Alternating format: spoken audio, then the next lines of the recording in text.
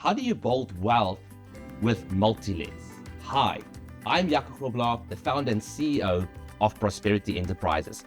With me today, I've got Albert van Wyk.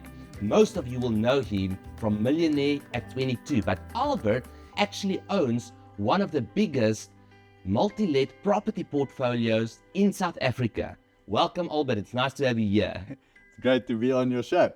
Great. Thank you very much. Albert, tell us about your story, how you started to invest in multi-let properties. Well, Jaco, I wanted to buy property to build generational wealth for my family. I wanted to be financially independent. I saw my dad go to work every morning when it was still dark and come back from work every evening when it was already dark. And I saw that that is not the life that will give you financial independence to work a 9-to-5 job. And then I picked up a book like most of the people in my generation from Robert Kiyosaki that said property is the way to go. So then I started looking at property in general, and I started doing my research, and I started doing calculations, and then I worked towards it, making income from my businesses. Since a small age, I was into business and entrepreneurship, and I had a construction business at that time. So I learned a little bit about property already in high school, painting fences, building carports, eventually ended up renovating other people's houses, and then property was the natural next step. I knew how to do it. I had some hands-on experience, and when I was 19 years old and I had enough capital, I bought my first property, and that's how I got into property. When I had to make the decision about how I'm going to make this property work for me, I had to do the calculations. And whenever you just want to put one family into a property, especially in the Moed of Pretoria where I stay, the ROI calculation just didn't make sense. And because I was 19 years old when I bought my first property, all of my capital went into the property. I couldn't have a negative cash flow property. I had to have a positive cash flow property from day one so that I could pay the bond on this property, so that I can actually pay it off and make some money from it. So then I said, well, why not rent it out to multiple people? And if you do that calculation, it works out. And at the end of the day, you can have a positive cash flow property by renting it out to multiple tenants instead of just one. So that naturally went to multi-lets. Great. So maybe just to explain to somebody that have never heard of the concept of multi-lets, what is that practically? What does a multi-let property look like? So a normal property rental, a buy-to-let, which is when you buy a property and rent it out to someone, would be like one couple, one family. You'll get a 4-bedroom house and you rent it out to one family. I call it a vanilla rental. Okay, vanilla rental. Like, that's the normal way of doing things. A multi-let is when you take that 4-bedroom house and you rent it out to 4 different tenants. And this is normally like a single person staying alone. They don't have enough money to afford their own bachelor's flat. So they only have enough money to rent a room, for example. And therefore you rent out the 4 rooms to different tenants, and now it becomes a multi-let because you're letting to multiple people. Your rental is suddenly significantly more now, and the calculation suddenly changes completely. Your ROIs are higher, your gross rental yields are significantly higher, and your cash flow is positive. Absolutely. I mean, for example, if I can use the example of the Moed of Pretoria again, because that's where I stay, that's where my portfolio is.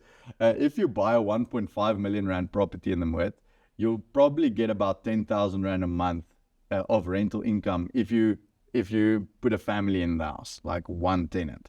But if you change that property and you can maybe make the living room an additional room, or the dining room you can change into a bedroom, and not big changes. If you just restructure the house a little bit, you can fit maybe 6 or 7 tenants into that one property, and then you can earn about 30,000 rand worth of rental income on a 1.5 million rand property. So it's almost 3 times what you would have earned by just putting one tenant into the house. That's amazing. Now by putting 6 tenants in, you can get 30,000 rand on a 1.5 million rand property. And that's normally what I do in my portfolio. All of my properties get at least 30,000 rand worth of rental income.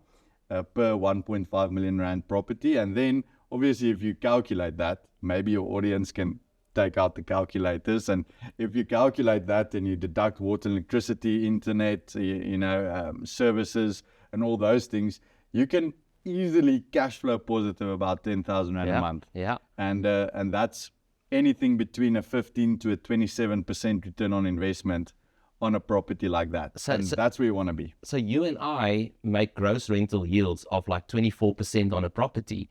And I've seen people actually criticize you on your channel, saying it's impossible to achieve those kind of yields. But yet we are doing it. You are doing it in the Moot in Pretoria, and I'm doing it in Fourways in Johannesburg. And both of us follow a very similar strategy where we have multiple tenants in a property and where our gross rental yield far exceeds 20%.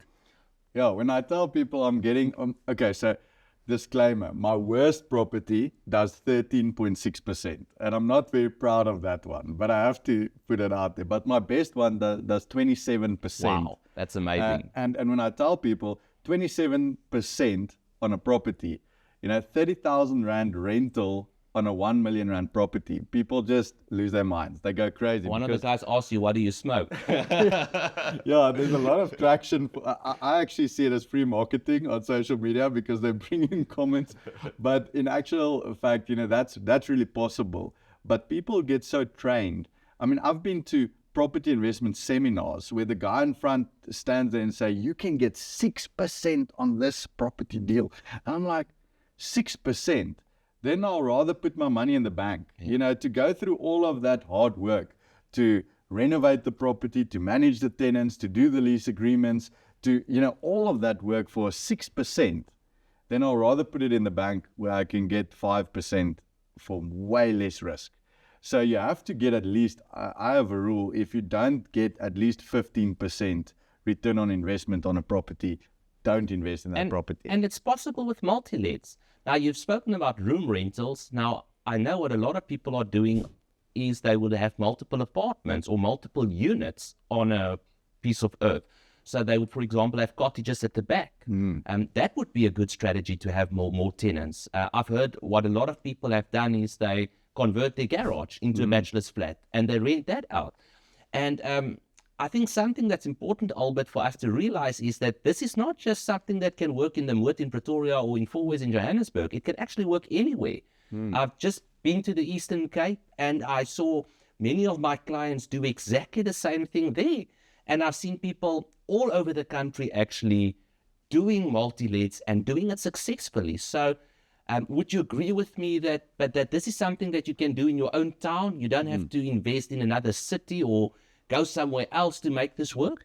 I mean, if you are just staying in your own house and you want some additional income, you want a side hustle, the easiest side hustle in the world is just to renovate your garage and rent it out to a tenant. Absolutely. Then you're effectively already having a multi-let because you are staying in the house and you have a tenant that's staying there. And that's the first easiest way to do a multi-let. And I mean, if you have a day job, you're not into property investing yet, where you have a big portfolio with a bunch of houses, you can start by just changing a part of your house. Exactly. Maybe dividing a little piece of your house. Some people is like a couple that's staying in a 6-bedroom house. You don't need all those rooms. You can divide a piece. You can renovate the garage, maybe use the outhouse. There's so many options. Now, to give you a practical example, my first house that I bought when I was 19 years old was originally a 4-bedroom house. I changed the house into a 6-bedroom house that I can rent out as a multi-let. Then 2 years later, I built a 2-bedroom flat on the back of the property. And then 2 years later, I built on the front of the property a nice little bachelor's flat loft type thing. And that's possible. Now imagine the yield that I've created for myself on that property by optimizing the square meters that I have and by optimizing that investment.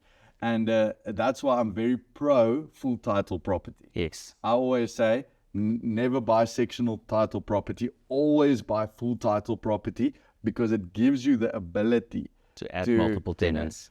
to add a flat, to renovate a garage. You know, if I know you like properties that's in the States and it looks beautiful and it has all the security and things, and that's other advantages that you have. In the suburbs, I can change my garage without asking my neighbor's permission. You know, there's no body corporate that's telling me I can't build another loft That's convenient. in the front of my property, and then I can optimize my investment. So what we've done is we've actually taken sectional title properties and add rooms and rent rooms out. We are below the maximum threshold of the number of tenants that are allowed in the unit. We've actually turned sectional title properties into multi-let properties, and it is possible. But I do agree with you that there are so many more options with full title properties and so much more that you can do, not just to add value to the property, but also increase your cash flow. Now, and your return on investment. Exactly. At the end of the day, as property investors, we're chasing ROI. Exactly. And if you've already put money into a property, you must use those square meters as best as you can to optimize your return on investment. Right. Now, you've spoken about delayed gratification. You know, you've got this nice house. Instead of living in this nice house, you now rent portions of it out. It's maybe not as convenient. It's maybe not as nice. But what price are you willing to pay for financial freedom and wealth, right? Sometimes you need to delay your gratification. And often when I have young clients asking me, how do you start? Maybe they're just out of varsity or they're still in varsity. I tell them to buy the property with a couple of rooms and rent out the other rooms. Take the ensuite for yourself if you want your own bathroom, but rent the other rooms out. Add people to the property, like you said, and start letting your property not be just a liability to you, but a property that is generating income for you. Now, I want to talk about structuring and the importance of structuring when you start a portfolio like this. Now, at Prosperity Enterprises, we advise our clients to have a family trust, a holdings trust, and then property companies underneath. And in those property companies, you can buy properties. You can put multiple properties in a company. I would usually put up to 5 properties in a property company. Now, the reason why we do it like this is for scaling. Now, I want to talk to you about scaling, Albert. A lot of people get stuck on 1 or 2 properties. How do you scale beyond that? You've built one of the biggest privately owned multi-let property portfolios in South Africa. You've become a multi-millionaire with property right here in South Africa, the land of opportunity. Yeah. And you've done it obviously by applying certain principles that I would love for you to share with the people. Delayed gratification is one of those principles. You have to manage your cash flow right. And again, when I coach property investors, normally a couple that's buying their first house together, they want to become property investors, I always tell them, rent out the house, stay in the garden flat. You know, And people don't want to do that. what I would suggest is build a wall. Okay? Yes. Just build a wall between the two so Yes. that you don't have to look at your tenants the whole day. Believe me, I've been there. Yeah. When I moved out of my parents' house, at that stage, I already had 3 properties in my portfolio. So then I moved into one of the properties. But I built a fence between my bachelor's pad and the rest of the house for the tenants. And that's very important. But scaling goes back to a business principle. I'm an entrepreneur at heart. And entrepreneurship is a big passion of mine. And I studied entrepreneurship very meticulously. Since age 10, I read my first business book, and I've read over 150 business books Love it. in my lifetime. So I'm a serious entrepreneur, and property investment just became one of my businesses. And I made sure that I approached property investment with the same strategy as I would any other business. That's great. And that is where scaling comes in. Because if you're looking at a property as just a property investment, or as your asset that you fall in love with and become emotional about, then you're not going to be able to scale it. Because first of all, you're going to overspend because you're too attached to the property. Secondly, you're not going to be able to use the money wisely because you're going to probably take the rental income and live off it. Since where we are sitting here today, I've never used any of my rental income from any of my properties to live. All of that rental income goes back into the business to buy the next That's property, scaling. That's for scaling, right? to renovate the next property, to grow the portfolio. And that's a business principle. You have to make sure your business can stand on its own before you move on to the next thing. And you never live out of the business. You always have a fixed salary that you pay yourself. The money stays in the business so that it can make the business grow. And a lot of property investors make that mistake. They buy their first property and they think, rental income. And then they start living off that income. That takes all of the income out of the business, so you can't scale. Yes. You can't buy the next one. And that's just one of the principles that you can take from an entrepreneurship perspective to property, that you can apply to make sure you can scale. So to answer your question, I've looked at property from a business perspective since day one. I've applied business principles to my property investment strategy. And by doing that, by using the correct business principles, you can then scale a property portfolio very easily, because you can leverage the property. That gives you more capital to grow. If you use your cash flow right and you manage it correctly, you can make sure that that leverage doesn't become a risk to you. And then you can grow your portfolio quite significantly if you do it the right way. If you have the right structure in place, the right vehicle to do it, then it all becomes very straightforward. But entrepreneurship is the key. And if everyone is listening to this and thinking, I'm living from the rental income of my property, I'm doing this, so I'm doing that, start reading business books. That's your first step. And then apply those business principles to your property portfolio, because actually it is a business. If you structure it right, it's a business on its own. Yeah. Prosperity Enterprises helped you to structure your property portfolio. Would you say that helped you to scale your property portfolio and build a bigger property portfolio? Yeah, absolutely. When I met Jaco the first time, I had 5 properties in my personal name, and I was running it as a alleenman saak. Sole proprietor. So that was how I ran my property portfolio at that time. And then I was at the point where I had to make the decision. Am I putting these properties in a company? Am I putting it here? Am I putting it there? And then I heard about Jaco through one of my friends, and he said, this guy has the right structure. So then we set it up the correct way. Otherwise, I would have put all of those properties straight into a company without a trust attached to it. And that would have been a big mistake. And then from there, my property portfolio grew significantly, because now I had more capacity to leverage the properties. It's easier. Financing became, because after property 5, the bank starts seeing you as a big risk. Yeah. Because it's 5, 6 properties in your personal capacity. If something is wrong with you, there's a big problem. Yeah. So you have to start moving these properties out into different entities to manage that risk, to ring fence that risk. And then that opens up your affordability again, which gives you the ability to buy more property. What would you say are some of your biggest challenges with multi-let properties? The biggest challenge that I had, and that's 3 years ago, was maintaining tenants and getting tenants to pay. Because with multi-lets, you are immediately moving to a lower income class, because these are people that won't rent the whole unit from you because they can't afford it. So they'll rent a room from you, or they'll rent a flat in your backyard because they can't rent the whole house. So by definition, you are working with lower income tenants. And my problem there was getting rent from them, because sometimes they didn't pay, and keeping them in the property, because they sign a 1-year lease agreement, but then the next month they change a job, or they get a girlfriend in Cape Town and now they want to move. And that was a problem, because my tenant turnover was high. And then 3 years ago, after consulting with a lot of lawyers and a lot of accountants, I came up with 2 strategies that I implemented in my lease agreements 3 years ago. And since then, I didn't have to evict any tenants anymore. I've never had a tenant that did not pay. And I was able to bring my turnover of tenants down significantly. So I've solved that problem. But that was one of the biggest problems when it came to multi-lets that I had to deal with, those 2 problems. But the good news is there is a solution for those. If they want to know those 2 strategies, they need to attend your course.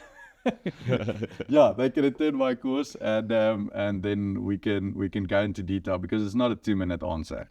You have to go delve down deep into understanding how to do that. Albert, what would you say is the first step for somebody that wants to start with a multi-let property portfolio? again, it's not a 2-minute answer. So the first step would be financial education. Go and buy 5 books about property. Read through those books. I'm sure, Yaku, you can share some excellent recommendations in the comment section with your audience. But you can take 5 property books, 5 business books, start reading them, up your financial education. Then go and do a couple of courses. Read Yaku's book. Do my property investment workshop. Educate yourself. Before you make a 2 million rand investment, take 20,000 rand. Take 1% of your 2 million rand investment that you want to make and go spend it on educating yourself so that you don't make a big mistake. There's too many property investors that want to take the first step, but then they just jump in. They think property investment is something that you can just wing, right? And that's not the case. You have to educate yourself. So that would be my first step. I want to add to that, Albert, and then say that your structuring needs to be in place. Before you start buying property, make sure that you've got the correct structure in place. And you can actually book in the comment section a one-on-one consultation with us where we can sit with you, look at your strategy, look at where you want to go with your property portfolio, and help you to set up the right structures to register your trust in your companies for you. And Prosperity Enterprise will also take care of the administration, the financial statements, the tax returns, everything compliance and administration wise of your structure, and make sure that you have the right strategy, not just the right strategy, but the right structure in place to build your property portfolio. Absolutely, very important. And then another thing I'll add to that is get a mentor.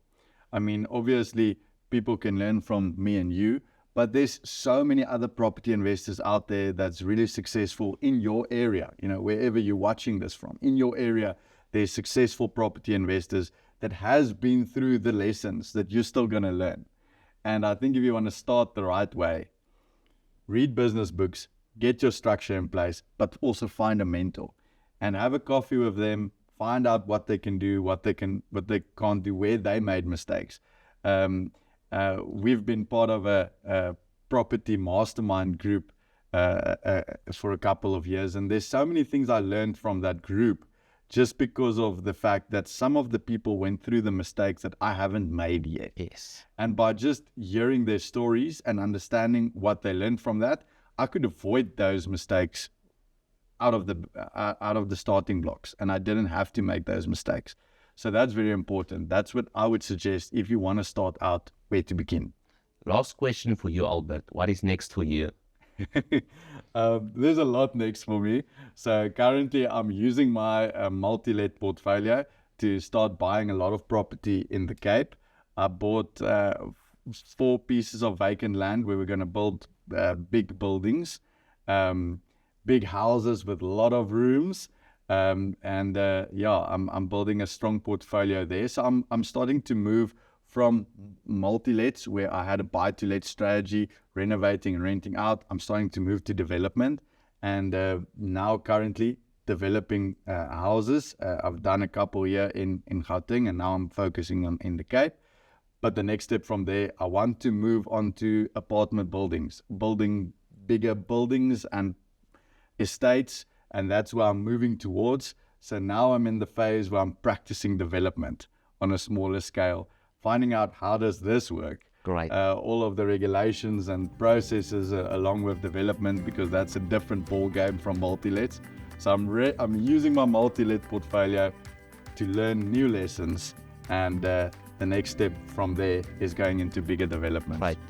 Albert, thank you for being on my YouTube channel. If you like this content, remember to like, share, and subscribe. And thank you for watching. I'm Yaku Grobler, the founder and CEO of Prosperity Enterprises.